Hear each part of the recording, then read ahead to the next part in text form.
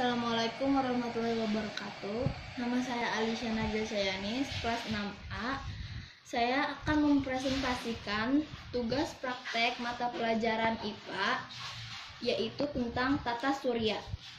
Di sini saya menggunakan kertas papan styrofoam berwarna biru tua, cat air berwarna hitam dan putih, lilin plastisin, tusuk gigi atau lidi. Langkahnya adalah: pertama, sapukan cat air warna hitam sebagai dasarnya. Kedua, untuk membuat garis orbitnya saya menggunakan cat air warna putih. Sambil menunggu kering, kita akan membentuk lilin plastisin ini sesuai bentuk yang ada di planet. Setelah itu, setelah kering, saya akan menempelkan bentuk-bentuk planet ini di atas tusuk gigi atau lidi. Selanjutnya saya akan menerangkan sifat-sifat planet dalam tata surya kita. Di sini ada matahari. Matahari adalah pusat dari tata surya kita. Dan setelah matahari ada planet terkecil, yaitu Merkurius. Luas permukaan Merkurius adalah 74,8 juta kilometer persegi. Jaraknya sangat dekat, yaitu 57,91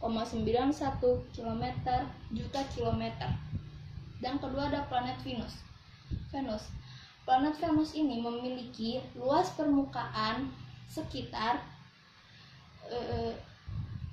460,2 juta kilometer persegi, dan jaraknya ke matahari sekitar 108,2 juta kilometer persegi. Selanjutnya di sini adalah Bumi. Bumi adalah planet biru. Luas permukaannya 510,1 juta kilometer persegi. Jaraknya ke matahari sekitar 149,6 juta kilometer. Dan di sini adalah planet Mars. Planet Mars memiliki luas permukaannya sekitar 144,8 juta kilometer persegi.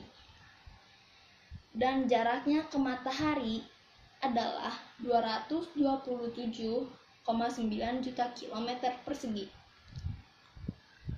Jupiter adalah planet terbesar dan memiliki